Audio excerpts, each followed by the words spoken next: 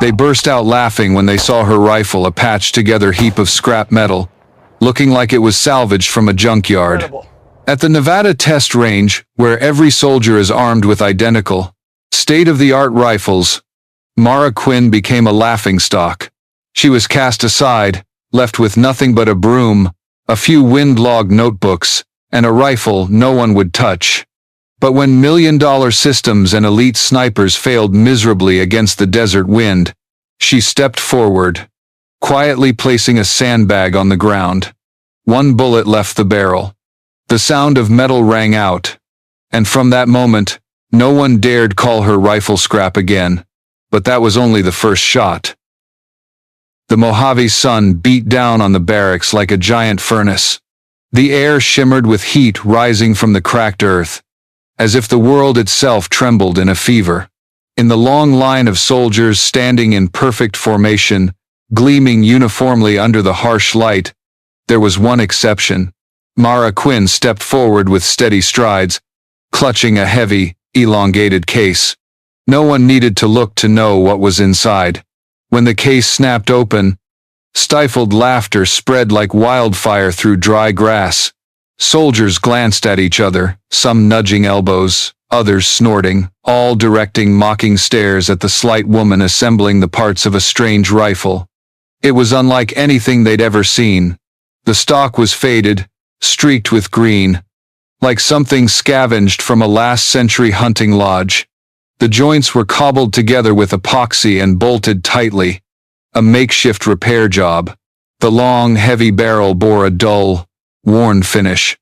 The only modern piece, a scope, was held in place by mismatched mounts, one of which looked like cheap civilian hardware.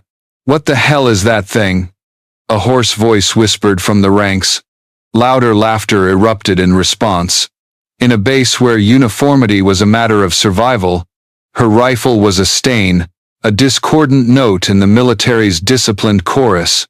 Here, every M4 was pristine, standardized, synchronized.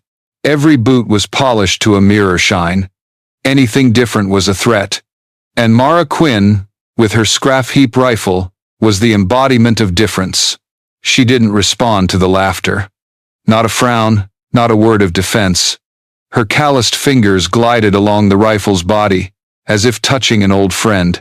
Every scratch, every crude joint, wasn't a source of shame to her but a mark of years spent together. The sound of boots crunching on gravel grew louder. The air grew heavy, like the calm before a storm. Colonel Rourke approached, his shadow slicing across the sun like a blade. The man believed a unit's soul lay in absolute uniformity. Straight lines, polished boots, pristine weapons. His cold eyes scanned the ranks, inspecting every detail. When his gaze landed on the end of the line, where Mara stood beside her bizarre rifle, the atmosphere grew suffocating. He froze. His face tightened, his voice low and grating, like metal striking metal. "What is that?" Mara stood at attention, unwavering. "My rifle, sir." "No," Rourke snapped. "That's not a rifle. That's a pile of junk, a disgrace to this base and the uniform you're wearing." He stepped closer, his black-gloved hand sliding over the epoxy joint between wood and steel. His eyes burned with contempt. "Look at it, like something a rebel cobbled together in a cave. I don't want that garbage in my barracks." His words sparked chuckles around him, gleeful glances exchanged among the ranks. Mara remained silent. "Where's your standard issue weapon?" "In storage, sir. Per my transfer orders, I'm permitted to carry my personally calibrated system." Her response only fueled Rourke's irritation. He snatched the data tablet from her table, his eyes darting over redacted lines and unfamiliar high-level orders. Something was off, as if an unseen hand had orchestrated her presence here. That unease turned to anger. He tossed the tablet back onto the table. "From now on, you won't bring that trash into my ranks. You're reassigned. New duty. Range maintenance. Sweep casings, replace targets, and stay out of my sight. Understood?" "Understood, sir." Her voice was steady, without a trace of defiance. Rourke turned on his heel. leaving behind a tense silence. The other soldiers avoided her gaze, their eyes flickering with pity mixed with amusement. Mara bent down, locking the bolt into place with a soft metallic click, a silent retort. The rifle was propped against a locker, as solitary as its owner. In a base where honor was measured by the shine of boots and the gleam of barrels, Mara Quinn was a discordant note. But amid the mocking laughter, under the scorching Mojave sun, she quietly touched her weapon. No one realized that the woman cast to the margins was preparing for a moment that would become legend. The firing range lay at the edge of the base, a barren valley where wind roared down from distant mountains like an invisible flood. The ground was cracked, dotted with cacti and weathered sagebrush. At noon, heat rose from the earth in a shimmering veil, distorting the horizon. For shooters, it was an unseen enemy, a warped lens that made targets shift like ghosts. For Mara, it was a language. Her new assignment seemed humiliating. She collected thousands of brass casings, the smell of gunpowder clinging to the air. She patched torn targets, rebuilt wooden frames, and dragged heavy steel plates back into place. Other soldiers came, fired a few rounds and left. She stayed, quietly sweeping the ground. They saw her as part of the scenery, like the sand, like the targets. Invisible. But in that obscurity, Mara found freedom. No scrutinizing eyes, no harsh orders, just wind, sand, and her rifle. By day, she scribbled in a worn leather notebook, wind speed, humidity, temperature fluctuations. She sketched valley maps, charting wind shifts at specific hours. Sometimes, she sat for hours on a rise, eyes narrowed, watching how a distant flag fluttered, or how heat mirages flowed like rivers. They saw her motionless and whispered behind her back, "Wind Witch." The base's snipers, a group of young, cocky sergeants, trained here often. They brought rifles worth tens of thousands, equipped with digital wind gauges and glowing ballistic computers. Mara stood silently, handing them fresh targets, then retreating to the shade. But her eyes caught every detail. She saw Davis, the team leader, flinch slightly with each trigger pull, a reflex that threw his shots off by inches at long range. She saw Jensen hold his breath too long, his racing pulse shaking the scope. They were skilled, but they fought the environment instead of blending with it. They relied on machines, but when the wind shifted mid-breath, they were lost. For Mara, the wind wasn't an enemy. It was an ally if you listened. At night, in a simple wooden shack at the range's edge, she sat alone. On a soft cloth, her rifle lay disassembled. The faded paint revealed sharp, gleaming metal. Each bolt, each groove was wiped clean with oiled rags. Her movements were meticulous like a surgeon's. To her, it wasn't just a weapon. It was an extension of her body, a machine tied to her heartbeat. Outside the window, moonlight spilled over the desert, casting long, twisting shadows on the sand. She flipped through her leather notebook, filled not with emotions but with dense data, bullet trajectories against humidity, errors from heat mirages, trajectory shifts by time of day. Each page was proof of her obsession. Sometimes, PFC Sosa, the young soldier who'd mocked her early on, passed by, catching her silhouette motionless for hours. He muttered, "She's talking to the wind." His group laughed and moved on. But no one noticed that while they mocked, Mara was turning the dusty valley into her personal laboratory. Day after day she learned to read the desert's every breath.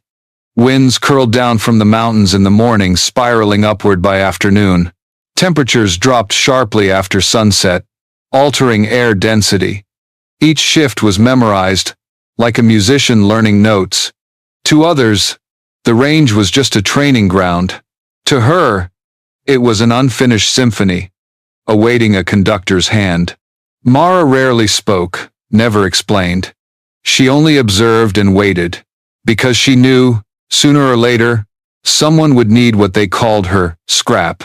And when that moment came, all mockery would fall silent. That morning, the Nevada test range buzzed with unusual activity. Engines roared as convoys of high-ranking visitors rolled through the valley. The base gleamed, everything polished to a blinding shine. Soldiers darted down corridors, stringing cords, raising flags, arranging chairs. The air was taut, like a guitar string ready to snap. Colonel Rourke moved everywhere, his stern eyes scanning every detail. For him, today was a career-defining chance to prove his base was the pinnacle of modern training. He trusted utterly in new technology. The ADTS system mobile steel targets on robotic rails, simulating unpredictable enemy snipers at long range. This wasn't just a demonstration. It was a declaration that technology could conquer nature and elevate humanity. In a cleared courtyard by the range, the elite sniper team assembled.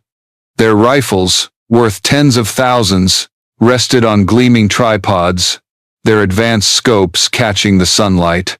Davis, Jensen, and their two teammates looked like armored knights, confident to the point of arrogance. They knew all eyes were on them, and they were ready to bask in it. Farther back, in the shade of a wooden shack, Mara watched quietly. She wore her simple fatigues, boots dusted with sand, a broom in hand. To the crowd, she was little more than a forgotten janitor. But her eyes weren't on the stage, they were on the distant mountains. There, the wind was rising. At first, it was just small dust devils, spinning and vanishing. Then came longer gusts, carrying fine sand across the valley. Mara squinted, watching heat mirages dance, bending the horizon. To outsiders, it was visual chaos. To her, it was the prelude to a storm's symphony. Just then, the command vehicle stopped. General Halvorsen stepped out, tall and imposing, his weathered face calm but his eyes sharp. His presence alone silenced the base. Rourke hurried forward, his steps crisp but rigid, presenting plans and boasting achievements, his voice loud enough for all to hear. Halvorsen nodded, his eyes occasionally glinting with curiosity. The VIP seats were set at the range's edge, facing the mountains where the ADTS was primed to start. Control consoles glowed, and sleek steel targets slid along their rails, emitting cold metallic clanks. A loudspeaker announced the demonstration's start. The air grew thick with tension. Officers stood at attention, young soldiers silent, sweat beading on their foreheads. This was the moment to showcase the base's full strength. A single mistake meant unerasable shame. Mara stayed in the shack, her eyes fixed on the mountains. She saw the distant flag jerk sharply, the wind shifting by the minute. The mirage thickened, making targets float like they were underwater. She knew what was coming. The snipers would fire, but the Mojave wind would swallow their bullets. She took a breath, as if memorizing the chaotic score. Meanwhile, Rourke stepped forward, hand raised like a conductor before an orchestra. His voice boomed, confident, declaring the demonstration would show the Army's progress, that no random factor could thwart technology and elite training. His words echoed across the range, but the wind didn't listen. The sniper team took their positions. The command rang out, targets ready. Heat haze clouded the mountainside. The crowd held its breath, only the wind's whistle cutting through the flagpoles. Mara lowered her head, broom propped against the wall. She knew this wouldn't be technology's show. This was the desert's test. And the desert always won. The loudspeaker blared, slicing through the silence. Targets activated. Sector 4. Distance, 1,500 yards. On the distant mountainside, a steel figure slid from a crevice, visible for mere seconds. Davis, the team leader, pressed his rifle stock to his shoulder. His breath steadied, eyes locked on a scope worth a fortune. His finger squeezed the trigger. A sharp crack echoed off the cliffs. Dust puffed to the left of the target. The steel stood unmoved. An observer shouted into the mic, "Miss." Davis gritted his teeth, adjusting quickly. Another command sounded. A new target popped from the rails. Another shot. Another empty silence amid the whistling wind. Another miss. Tension spread through the team. Jensen, to the right, struggled to control his breathing. His eyes squinted through the blurry mirage. His bullet flew, lost in the wind's swirl, leaving a heavy silence. Target after target. Shot after shot. One by one, each bullet went astray. The high-tech rifles, auto-aim systems, and digital wind gauges all useless against the raging gusts and trembling air of the valley. The stands fell silent. Each missed shot was a knife to the base's pride. Rourke stood rigid, his face a mask of strain. He felt Halvorson's cold gaze boring into his back. 20 minutes passed. 40 shots fired. Not one hit. Excuses muttered along the firing line. The wind shifted suddenly. The targets are too hard. The ammo's unstable. But those reasons only deepened the sting of failure. The valley reeked of gunpowder. Yet, instead of the triumphant ping of metal, only the wind's howl echoed off the cliffs.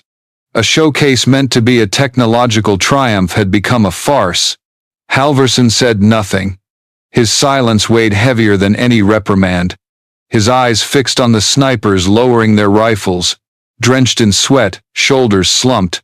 The warriors once so proud now looked like cadets failing a test. At the shack's edge, Mara stood, broom in hand, her gaze calm. She'd seen it all. The wind's triple-layered swirls, the mirage pushing targets off course, the sniper's futile struggle against what they couldn't grasp. She knew where each bullet had gone. To her, this failure wasn't a surprise. It was inevitable when humans thought machines could tame nature. Rourke swallowed hard, turning to Halvorson with a forced apology forming on his lips. He knew his career had crumbled with those stray bullets. But at that moment, a calm voice cut through the thick air. "Permission to try, sir." The voice wasn't loud, but it rang across the range like a sharp blade. All heads turned. The woman with the broom, the outcast, stepped from the shade. In her hands was the scrap-heap rifle everyone had mocked. The crowd buzzed. A few laughs broke out, laced with scorn. The idea was absurd. If the best snipers with cutting-edge tech had failed, what could this sidelined woman do? Rourke's face paled, his voice sharp. "Quinn, return to your duties. Don't embarrass this base further." But Halvorson raised a hand, signaling silence. His eyes glinted with curiosity. He'd seen countless polished demonstrations, all soulless and rote. This moment, though, carried a different flavor. "Let her shoot, Colonel," Halvorson said, his voice calm but icy. "We've nothing left to lose." Silence fell. No one dared defy the order. Rourke clenched his jaw, fists tight, but he couldn't argue. He swallowed his anger. On the range, Mara walked slowly to an open position. A tattered sandbag hung from her belt, her old scope glinting in the sunday. She lay down, her movements fluid, as if she'd done this thousands of times before. The air grew stifling. People watched, half mocking, half curious. Would this be another farce? Or the start of something inexplicable? Mara settled onto the cracked earth, dust clinging to her elbows. Without an expensive tripod, she pulled a worn sandbag from her hip pouch, placing it gently under the rifle's stock. It was her only tool, simple, crude, but steady. The crowd murmured behind her. A few laughs mixed with disbelieving shakes of heads. The elite team had just missed every shot. And here was this outcast, with her patched-together rifle, daring to step up before generals. It had to be a bitter joke. Mara didn't care. She rested the rifle on the gravel, shoulder pressed close, her body relaxing as if slipping into a familiar cocoon. Her calloused hand flipped open a small notebook. Pages dense with notes, arrows, numbers, symbols, weeks of accumulated data. Her eyes scanned quickly, pausing on one column. Low-layer wind, 8 miles per hour, southwest. Strong mirage at noon. She closed the notebook, tucking it away. Instead of a digital wind gauge, she closed her eyes, letting the breeze sweep across her cheek, through her hair. It carried the dry heat, the metallic scent of scattered casings, and the faint whistle between the cliffs. It all flowed into her mind like a melody. Her fingers turned the scope's knobs. Soft clicks sounded, each one precise, like a clock's tick. She didn't count aloud, only felt through muscle memory, each adjustment tied to the data in her mind.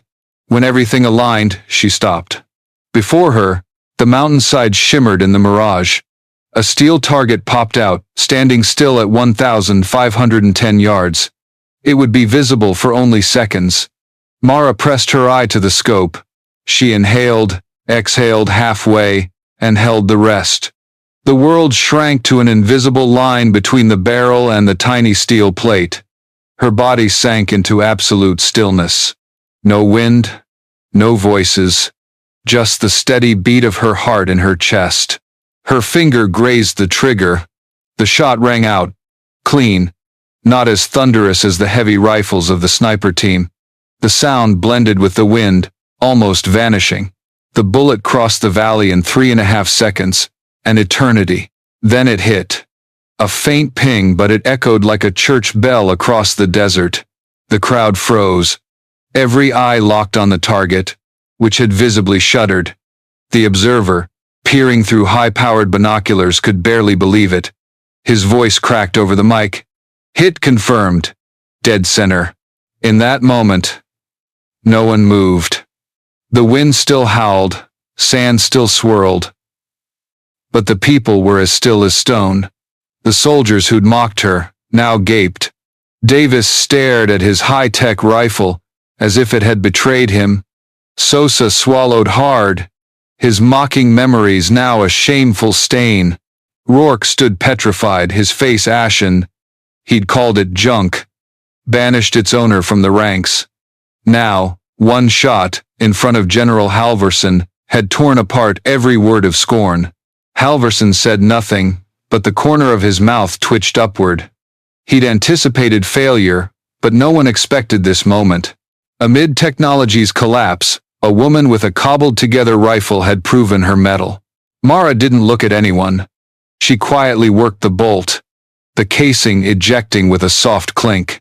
A new round was chambered, her movements calm, unshowy, as if that shot was nothing special, just another day's work.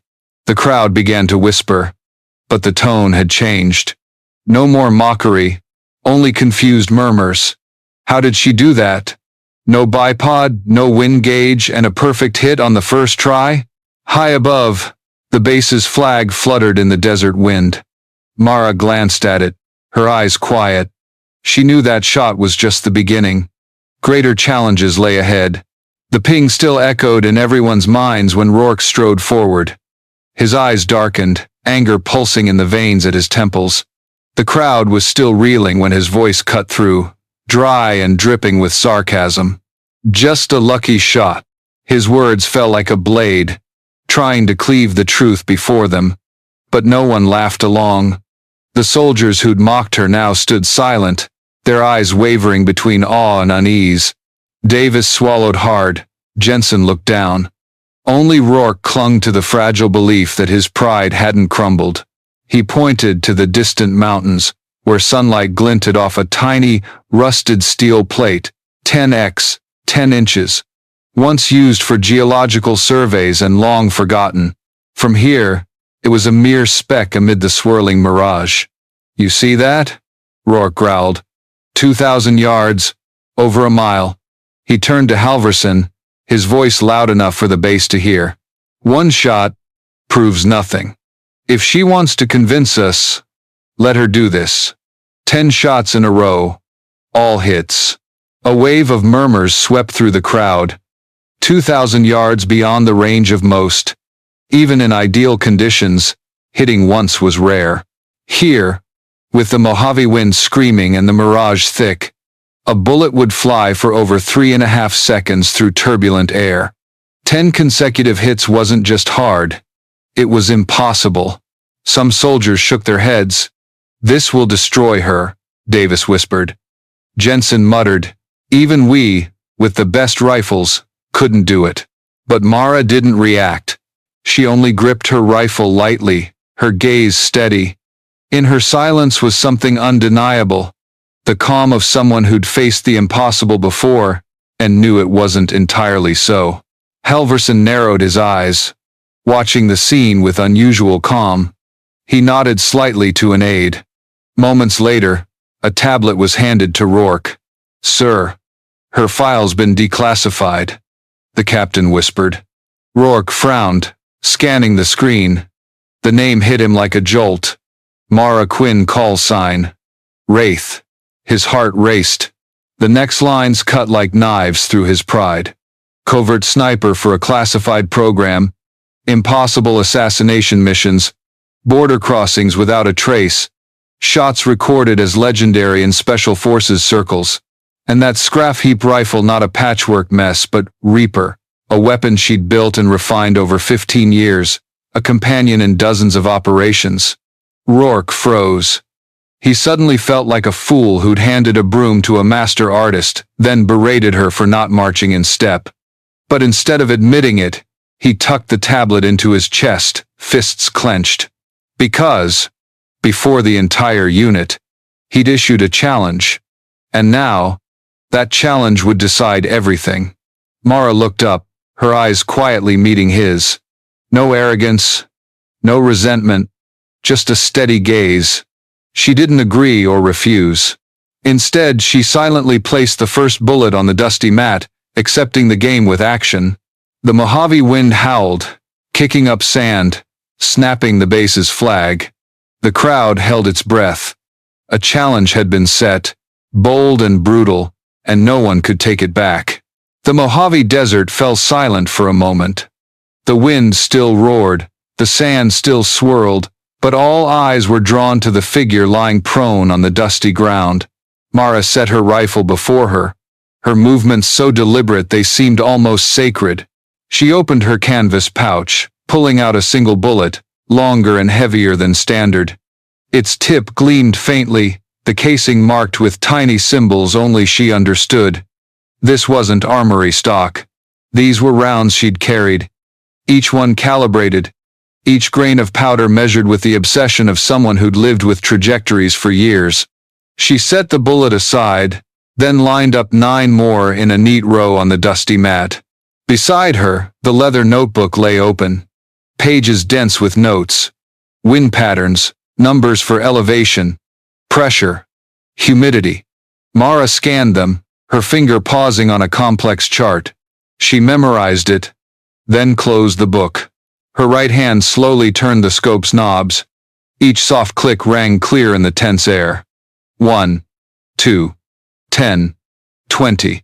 Over 100 clicks. 128 for elevation. 37 for wind. Each precise, matching the data she'd gathered over weeks of watching the desert. The crowd held its breath, watching her movements, feeling as if they were witnessing a secret ritual. On the stands, Halvorsen crossed his arms, a spark of intrigue in his eyes. He knew this was no longer a demonstration. This was a master preparing to draw a perfect line between humanity and the impossible. Rourke was different. He stood rigid, jaw clenched. Inside his chest, the tablet with her classified file burned like fire. He knew the truth. Before him wasn't a lowly corporal, but a ghost forged in missions that didn't exist on paper. Yet he still hoped she'd fail. Only failure could save his fractured pride. Mara adjusted her position, shifting the sandbag a few inches left, planting the rifle's stock firmly atop it. Her body pressed into the ground, merging with the weapon as one. The wind whipped across her face, carrying the dry, salty taste of dust. She didn't fight it. She listened. Far off, the target appeared. A 10-inch steel plate, a faint glimmer in the wavy mirage. To others, it was nearly invisible. To Mara, it was the universe's sole focal point. Her fingers brushed the cold metal of the barrel, then rested on the trigger. Her breathing slowed, then slowed further, almost stopping. The world shrank to a single line from the eye behind the lens to the distant steel over a mile away. The crowd fell silent. No coughs, no shifting feet. Only the wind's howl and the pulse of their hearts echoing in their chests.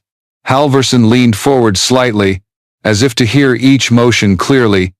Davis, Jensen, and the other elite snipers gripped their fists, their eyes a mix of awe and hunger to learn. They'd thought themselves the best. Now, they were students outside a master's classroom. Mara inhaled deeply, exhaled halfway, and paused at the still point. Her body was motionless, like stone. Her finger grazed the trigger, steady as rock. 10 bullets lay beside her, like 10 notes waiting to play, and the first was about to begin the symphony. The command rang out, "Target ready, 2,000 yards." Mara closed her eyes briefly, then opened them. Every sense converged on the hand resting on the trigger. Her body sank into a state only those who'd lived a lifetime in long-range shots could understand. No past, no present, only the moment the bullet's path would form. She squeezed the trigger. The shot rang out, clean, like a taut string plucked. The bullet sped off, taking over 3.5 seconds to cross the valley. The base held its breath. Then ping. A metallic note rang out, small but resounding like a cathedral bell in the silence. "Hit!" the observer shouted through the mic, his voice breaking with shock. The crowd stirred. A few gasped. "No way." Davis clenched his fists, his face flushed. They'd failed against the wind, yet she'd started with a perfect hit. Mara let no emotion intrude. She worked the bolt, the casing rolling onto the gravel with a soft clink, like a metronome's beat for the rising melody. The second round was chambered. She inhaled, exhaled halfway, pausing at the still point.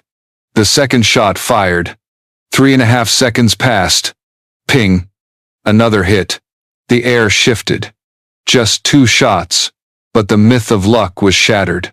Every eye locked on the prone figure, as if blinking would miss the impossible. Third shot. A slight wind adjustment. Finger on the trigger. Shot fired. Ping. Fourth shot. Ping. Fifth shot. Ping. The metallic impacts rang out steadily, rhythmic like a metronome's tick. Each flash of the muzzle, each casing rolling on the gravel, silenced the desert to await the confirming note. 5 shots in a row. All hits. The crowd's mocking whispers had long vanished. Now, only stunned silence remained. Some soldiers gripped their helmet straps, eyes alight, like children seeing fireworks for the first time. The elite snipers, once certain they were the pinnacle, sat frozen, staring at the junk rifle they'd scorned. Rourke was different. He stood like a statue, his heart a storm of chaos. Each ping was a dagger to his pride. Inside his chest, the tablet with Wraith's file burned hotter. He'd known the truth but tried to deny it. Now, that truth rang out with each clear note. Undeniable. 6th shot. Mara paused a beat longer. She felt the wind shift slightly, pulling across from the left ridge. Her finger made a single click adjustment, then squeezed. 3.5 seconds. Ping. 6 consecutive hits. Flawless. The crowd erupted in silent awe. No cheers. No one dared break the moment. But their eyes, their quickened breaths, showed they were witnessing something beyond reason. Halvorsen gave a rare smile. He'd seen much, but rarely such repeated perfection. He turned to his aides, nodding slightly. "This isn't luck," he whispered, loud enough for a few to hear. "This is art." Mara didn't hear, didn't need to. In her world, there was only breath and target. Each shot was a note in the symphony she'd composed long before. The desert was her auditorium, the wind, her instrument, and the old rifle, her perfect violin in a master's hands. She worked the bolt, readying the 7th round. But then, a strange gust swept down the valley, fierce and erratic. Dust swirled thickly, the mirage trembling harder, turning the mountains into a warped mirror. The crowd stirred. Voices broke out. Trouble. The wind's shifting. Rourke clenched his jaw, a spark of hope in his eyes. This could be the moment her streak broke. Maybe the desert would finally defy her. A dust devil rolled down from the ridge, whipping fine sand into swirling ribbons. The base's flag snapped hard, tilting northeast. The air was heavy with gunpowder and metal. the desert itself holding its breath. Mara held her position, eyes fixed through the scope. Dust stung her face, wind howled in her ears, but within her was absolute calm. Her heart didn't race, her breath didn't hasten. She opened her notebook, flipping to a dog-eared page.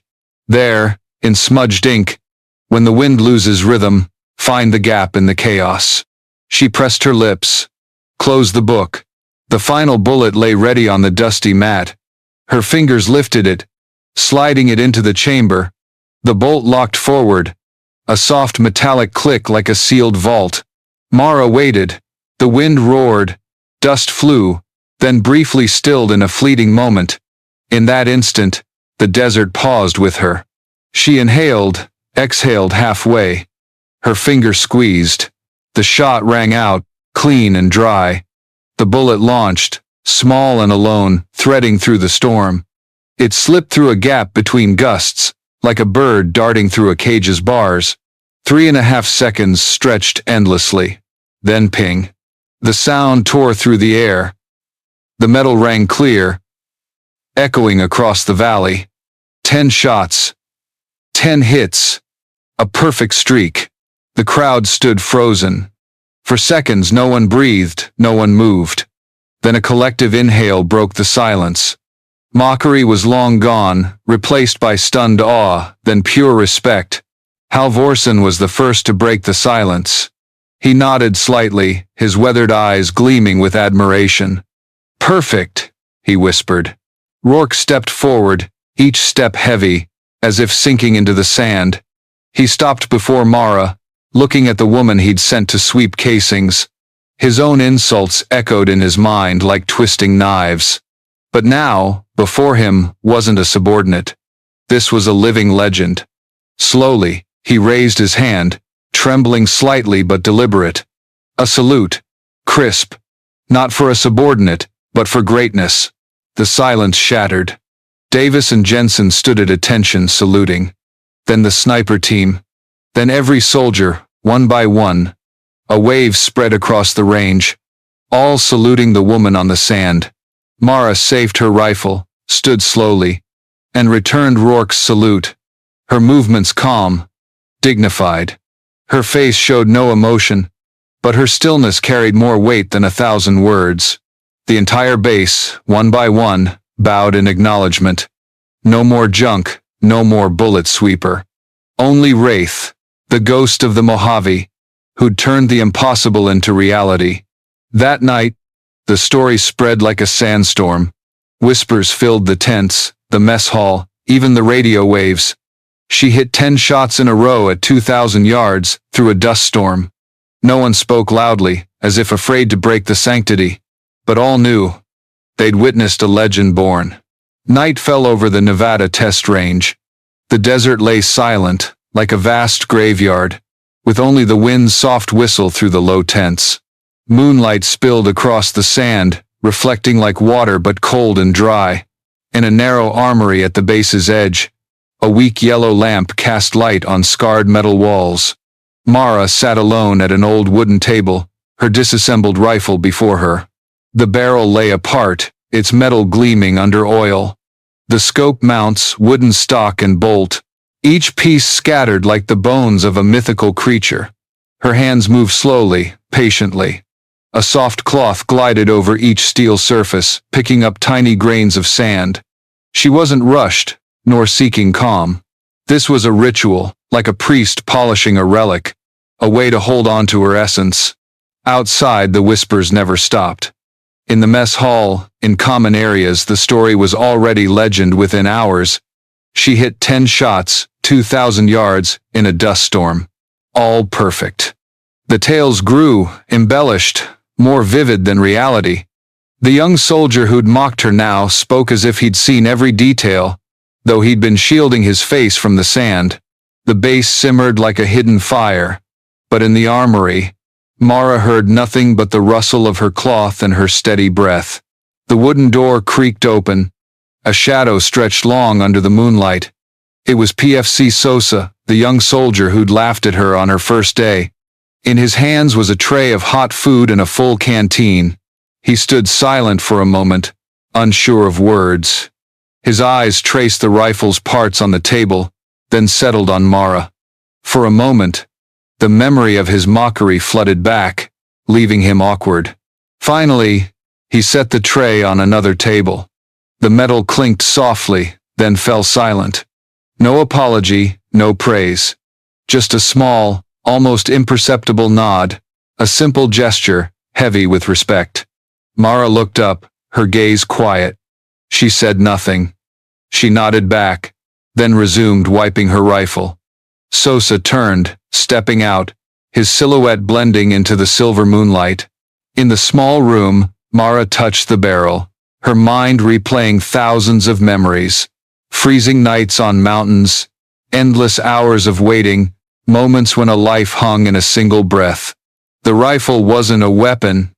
It was memory, identity. It had saved her more times than she could count. Outside, laughter and chatter rose. Soldiers fanned the flames of a new legend. Ghost, wraith. She's the Mojave's spirit. In the armory, Mara finished wiping the scope, reassembling the pieces. The rifle took shape, no longer a patchwork of scrap, but a creation breathing with her soul. She sat still, gazing at the rifle on the table, her heart calm. To the base, today was the birth of a legend.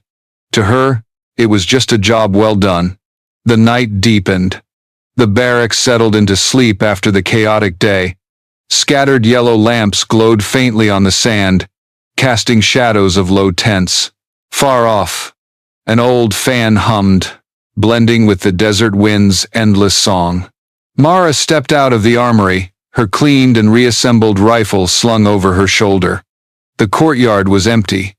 The sky was thick with stars, so dense they seemed ready to fall. Moonlight, cold and sharp, painted silver streaks on the sand. She walked slowly, her boots crunching the dry gravel, the sound sharp in the quiet. No purpose, no orders, just walking. The desert opened before her like a vast, endless door. The Mojave wind stung her face, cold but familiar. It carried the scent of earth, gunpowder, and faint whispers. In the wind, she heard echoes of old memories. A snowy night in Afghanistan, lying still for 3 sleepless days. A dark Balkan forest, where every breath was a gamble with death. Those memories never faded. They lived in the wind, the earth, the metal of the rifle on her shoulder. She stopped at the desert's edge. Before her, the black mountains loomed like a wall. Above them a sky of endless stars. She closed her eyes, listening. In the boundless silence, her heartbeat merged with the desert's breath. Mara didn't think of the legend the base had built. She didn't think of the whispers calling her wraith. To her, it wasn't glory, just a natural truth. A lifetime's skill revealed when it mattered. She knew tomorrow the camp would buzz again. The story of the 10 legendary shots spreading beyond this desert, past the military fences, becoming a tale retold endlessly. But she also knew the desert was never a place of endings. It held only new beginnings. A sudden gust whipped through, lifting her hair. Mara opened her eyes. On the distant mountains, moonlight glinted off a rock face, shining like a faint signal. She stared, unblinking. In that moment she felt the desert calling her name. She tightened the rifle's strap, then turned back toward the base. Her small figure melted into the dark, leaving a deep trail in the sand, the footprints of one who'd touched the impossible. By morning, the wind would erase those tracks. But the memory of this night would not. It would live in those who witnessed it, spreading like Mojave sand carried far and wide. And somewhere, in the vast darkness, another door was opening. The Mojave night closed, but the echo of 10 shots lingered in the minds of those who saw. One woman, one mocked rifle, an unyielding resolve had turned the impossible into reality. No justifications, no spotlight of glory, just quiet precision and unshakable faith. This story reminds us that sometimes, what sets us apart is what others doubt. But with steadfast resolve, that difference becomes a legacy. Mara didn't just hit the target, she touched the heart of every soldier, and all of us listening. And what do you think? Will the Mojave Ghost stop at today's 10 shots? Or does the desert still hold more challenges? Drop a comment below, share your thoughts, and if you want to follow Mara's next journey, don't forget to like, subscribe, and hit the notification bell. Trust me, you won't want to miss what's next.